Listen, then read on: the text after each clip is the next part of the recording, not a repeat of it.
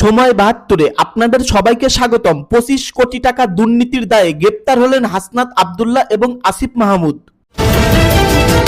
রাজস্ব থেকে ২৫ কোটি টাকা নিয়েছেন আসিফ এবং হাসনাত, বললেন জেলা প্রশাসক। ২৫ কোটি টাকা নেওয়ার বিষয়ে প্রতিক্রিয়া জানালেন হাসনাত আব্দুল্লাহ। এবার ২৫ কোটি টাকা নেওয়ার বিষয়ে কথা বলছেন আসিফ মাহমুদ সজীব ভুইয়া। প্রধানমন্ত্রীর প্রতি আসিফ মাহমুদ আহ্বান করে বললেন, একেবারেই কাঁচা একটা মিথ্যা কথা, আমরা টাকা নেইনি। এইদিকে জাতিসংঘকে চ্যালেঞ্জ করে শেখ হাসিনার চিঠি। ইতিহাস ইচ্ছা করলেই মুছে ফেলা যায় না, বললেন আব্দুল আওয়াল মিন্টু। অপরদিকে এনসিপি নেতাকে জুতাপিটা করলেন শিক্ষিকা। সর্বশেষ জানবেন হঠাৎ করেই হাসনাত আব্দুল্লাহ এবং আসিফ মাহমুদকে কেন গ্রেপ্তার করলো, এর প্রতিক্রিয়া জানবেন। এতক্ষণ শুনলেন সংবাদ শিরোনাম, এখন শুনবেন বিস্তারিত। রাজস্ব থেকে ২৫ কোটি টাকা নিয়েছেন আসিফ এবং হাসনাত। কুমিল্লা জেলা পরিষদের প্রশাসক মোস্তাক মিয়া বলেছেন, কুমিল্লা জেলা পরিষদ থেকে সাবেক উপদেষ্টা আসিফ মাহমুদ সজীব ভুইয়া এবং সংসদ সদস্য হাসনাত আব্দুল্লাহ ২৫ কোটি টাকা নিয়েছেন।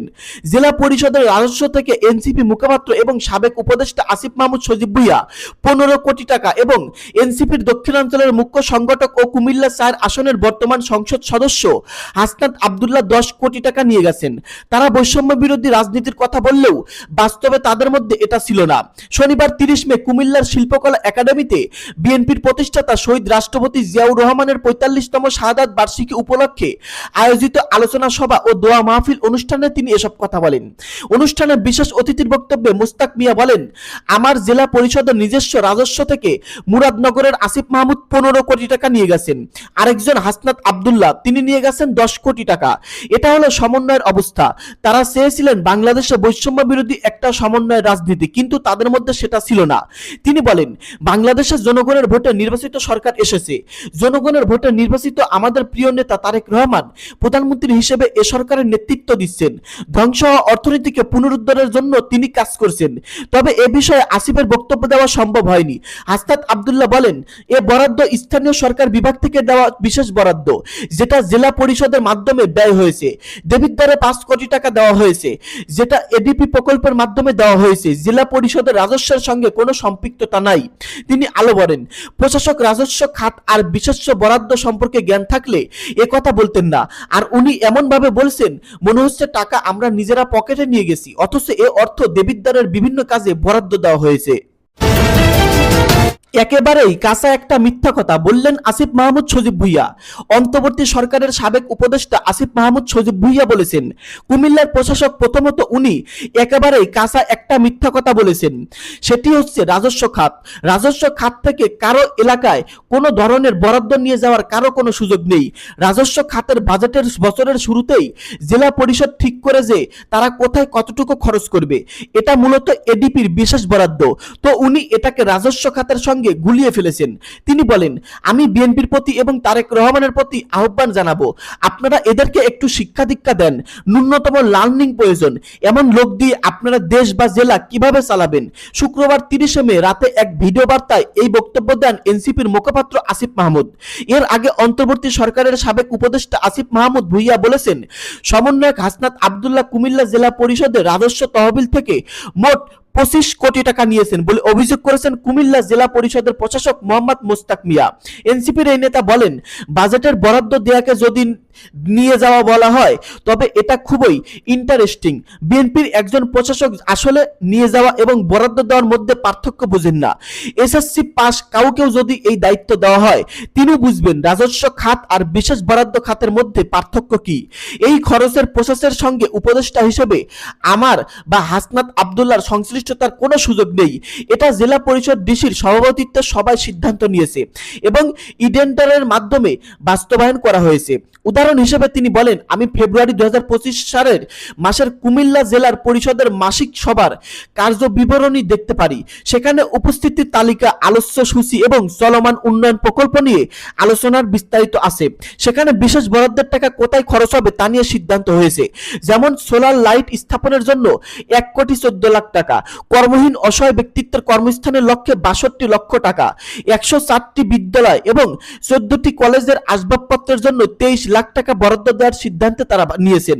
এভাবেই বিভিন্ন উদাহরণ নিয়ে আসিফ মাহমুদ সজীব ভুঁইয়া বলেন, প্রমাণ করেছেন এবং চেষ্টা করে সবকিছু বলেছেন যে এই টাকাগুলো তারা নেননি, টাকাগুলো উপজেলা পর্যায়ের বিভিন্ন কার্যক্রমের জন্য বাজেটের বরাদ্দ নেওয়া হয়েছিল। ইতিহাস ইচ্ছা করলে মুছে ফেলা যায় না, বললেন আব্দুল আওয়াল মিন্টু।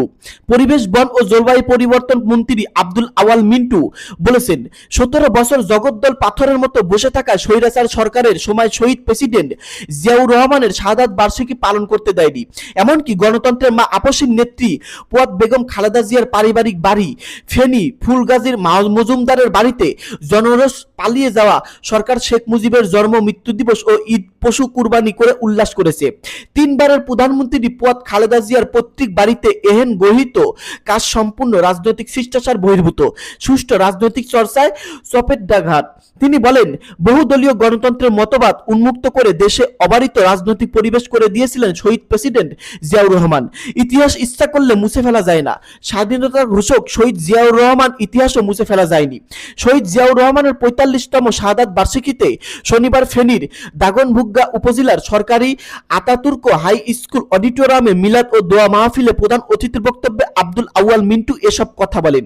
উপজেলা বিএনপির আহ্বায়ক আকবর হোসেনের সভাপতিত্বে সদস্য সচিব কামরুল উদ্দিনের সঞ্চালনায় মিলাদ ও দোয়া মাহফিলে আরো বক্তব্য রাখেন বিএনপির নির্বাহী কমিটির সদস্য মেজবা উদ্দিন খান, জেলা বিএনপির সদস্য সচিব আলাল উদ্দিন আলাল, জেলা কমিটির যুগ্ম আহ্বায়ক গাজী মানুক প্রমুখ।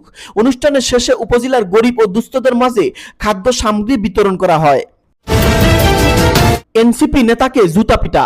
বগুড়ায় জাতীয় নাগরিক পার্টি এনসিপি নেতার বিরুদ্ধে কয়েকজন ছাত্রী ও নারী শিক্ষকদের উত্ত্যক্ত এবং তাদের অশালীন কুপ্রস্তাব দেওয়ার অভিযোগ উঠেছে। প্রতিবাদে ক্ষুব্ধ শিক্ষার্থীরা অধ্যক্ষের কক্ষে তাকে জুতা পিটা করেছেন। পরে তিনি ভবিষ্যতে আর এমন কাজ করবেন মর্মে মুচলেকা দিয়ে রেহাই পেয়েছেন। গত ২৪শে মে এই ঘটনার ভিডিও সামাজিক যোগাযোগ মাধ্যমে ব্যাপক ভাইরাল হয়েছে। ওই নেতা বগুড়ায় অবস্থিত কারিগরি প্রশিক্ষণ কেন্দ্রে টিটিসি ড্রাইভিং ও আরএস ট্রেডের ছাত্র। তার নাম আলী আজম সাব্বির খান। এ প্রসঙ্গে টিটিসির অধ্যক্ষ প্রকৌশলী এস এম ইমদাদুল হক বলেন, এটা একটি সাধারণ ঘটনা, ওই ছাত্রকে বহিষ্কার করা হবে। জানা যায় জেলা এনসিপি ওই নেতাকে সংগঠনের সব দায়িত্ব থেকে অব্যাহতি ও ৩ দিনের কারণ দর্শানোর নোটিশ দেওয়া হয়েছে।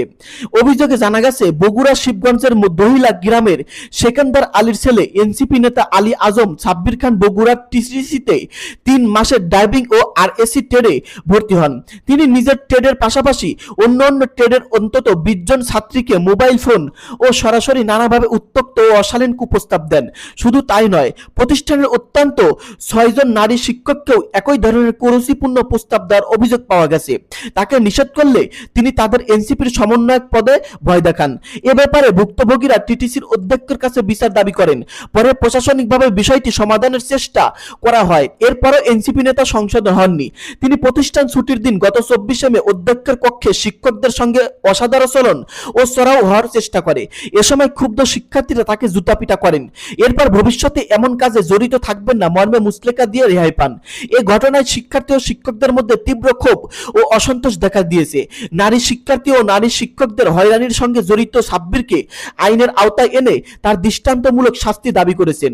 এই ঘটনার পর জেলা এনসিপির সাংগঠনিক সম্পাদক শওকত ইমরান স্বাক্ষরিত বার্তায় সাংগঠনিক শৃঙ্খলা ভঙ্গের অভিযোগে সাব্বিরকে সংগঠনের সব দায়িত্ব থেকে অব্যাহতি ও শোকজ করা হয়। আগামী ৩ কার্যদিবসের মধ্যে জেলা এনপিপির আহ্বায়ক ইঞ্জিনিয়ার এস এম মাহমুদ ও সদস্য সচিব সুলতান মাহমুদের কাছে লিখিত ব্যাখ্যা প্রদানের নির্দেশ দেওয়া হয়। ফোন না ধরায় এ নেতাদের বক্তব্য দেওয়া চায়নি। তবে নাম ও পরিচয় প্রকাশ্যে আনুষ্ঠানিক জেলা এনসিপির এক দায়িত্বশীল নেতা আলী আজম সাব্বির খানের বিরুদ্ধে আনীত অভিযোগের সত্যতা নিশ্চিত করেছেন। দর্শক, আপনারা শুনলেন গুরুত্বপূর্ণ নিউজ। আপনাদের মন্তব্য ভিডিওর কমেন্টে জানিয়ে দিবেন। সময় ৭২ ইউটিউব চ্যানেলটাকে সাবস্ক্রাইব করে সঙ্গেই থাকবেন। ধন্যবাদ।